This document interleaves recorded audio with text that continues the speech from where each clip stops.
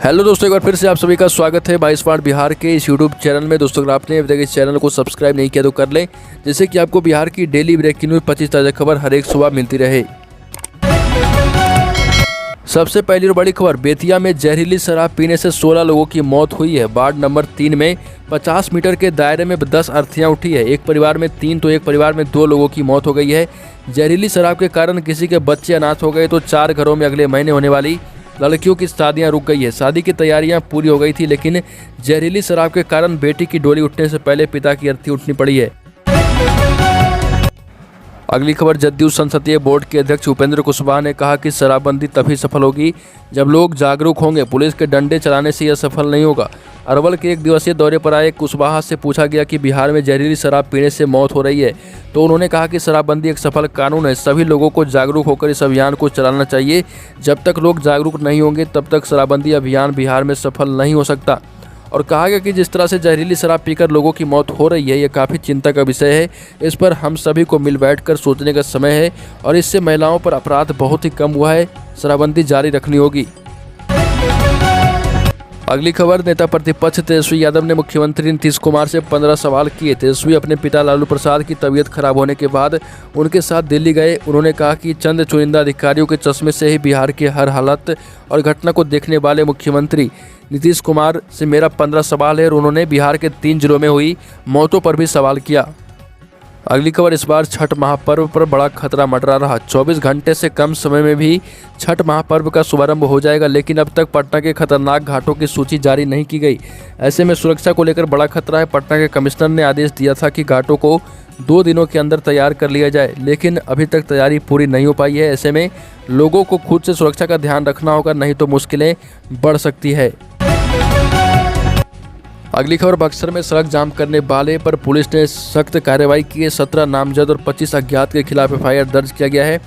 बक्सर में शराब तस्करों के खिलाफ छापेमारी करने गई पुलिस टीम पर हमले को लेकर पुलिस सख्त हो गई है। सड़क जाम करने वालों पर भी पुलिस ने कार्रवाई की है। नया भोजपुर ओपी प्रभारी राजीव रंजन राय ने सड़क जाम करने वाले 17 लोगों पर नामजद तथा 25 अज्ञात पर एफआईआर दर्ज कराया है और इसके बाद लोगों में भगदड़ मच गई है। अगली खबर, रोहतास में हेरोइन के साथ 2 व्यवसायी गिरफ्तार किए गए। रोहतास जिले के डेरी नगर थाना के सामने बाटा शोरूम से गिरफ्तार 2 सगे भाइयों को पुलिस ने जेल भेज दिया है।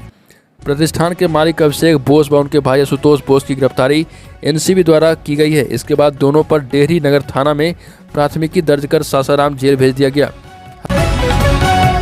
अगली खबर, नेपाल के 2 लाख श्रद्धालुओं ने गंगा में लगाई डुबकी। छठ पूजा को लेकर कटिहार के मनिहारी गंगा घाट पर श्रद्धालुओं की भारी भीड़ उमड़ पड़ी। कोसी सीमांचल सहित पड़ोसी देश नेपाल से आए हुए लगभग 2 लाख श्रद्धालुओं ने मनिहारी गंगा नदी में आस्था की डुबकी लगाई।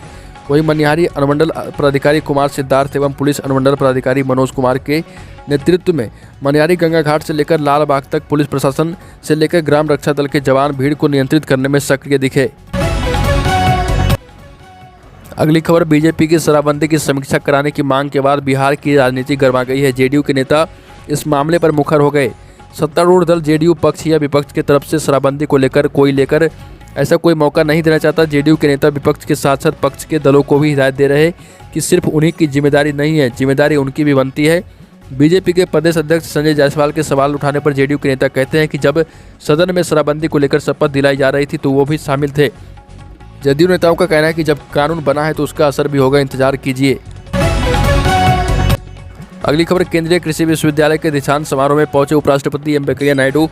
100 करोड़ की योजनाओं का शुभारंभ किया। केंद्रीय कृषि विश्वविद्यालय डॉक्टर राजेंद्र प्रसाद के द्वितीय दीक्षांत समारोह में पहुंचे, जहां उनका अतिथियों बाद विश्वविद्यालय के अधिकारियों द्वारा स्वागत किया गया। इसके बाद उन्होंने पूर्व प्रधानमंत्री अटल बिहारी वाजपेयी की प्रतिमा पर पुष्प अर्पित किया। इसके बाद उपराष्ट्रपति ने 100 करोड़ की विभिन्न योजनाओं का उद्घाटन किया। दीक्षांत समारोह विश्वविद्यालय परिसर स्थित अटल सभागार में हो रहा है। उपराष्ट्रपति के साथ कार्यक्रम में राज्यपाल फागू चौहान, मुख्यमंत्री नीतीश कुमार, केंद्रीय कृषि व किसान कल्याण मंत्री नरेंद्र सिंह तोमर, डिप्टी सीएम भी मौजूद थी। अगली बड़ी खबर, लालू प्रसाद के बड़े बेटे तेज प्रताप यादव ने कुशेश्वर स्थान उपचुनाव में आरजेडी की हार के बाद पार्टी के कई नेताओं पर हल्ला बोला। उन्होंने हार का ठिकरा प्रदेश अध्यक्ष जगदानंद सिंह, कोषाध्यक्ष सुनील सिंह और तेजस्वी यादव के रणनीतिकार संजय यादव पर फोड़ा है। तेज प्रताप ने कहा कि तेजस्वी को लेकर ये लोग कुशेश्वर स्थान गए, मेरे बीमार पिता को भी कैंपेन में ले जाने का काम किया। कोई भी लड़ाई लड़नी है और जीतनी है तो सबको साथ लेकर चलना चाहिए। कांग्रेस शुरू से ही हमारी सहयोगी रही। सोनिया गांधी से भी पिताजी की बातचीत होती रहती है, लेकिन कांग्रेस का साथ नहीं मिलना बहुत बड़ा घाटा हुआ। अगली बड़ी खबर, दीपावली और छठ पूजा पर बिहार आने के लिए पैसेंजर्स की भारी भीड़ उमड़ रही है। रेगुलर तौर पर चल रही स्पेशल ट्रेनों के किसी भी कोच में बर्थ खाली नहीं है। फेस्टिवल के खत्म होते ही यही हाल बिहार से वापस लौटते वक्त होगी। ट्रेनों में बर्थ नहीं मिलने की वजह से पैसेंजर्स को काफ़ी दिक्कत होगी। इसे ध्यान में रखते हुए रेलवे ने एक बड़ी पहल की है। नई दिल्ली आनंद विहार टर्मिनल और सिकंदराबाद से बिहार आने के लिए और फिर वापस जाने के लिए कुल 28 ट्रेनें चलेगी। 5 नवंबर से इसकी शुरुआत होगी। पूर्व मध्य रेलवे के CPRO ने इसकी पुष्टि की है।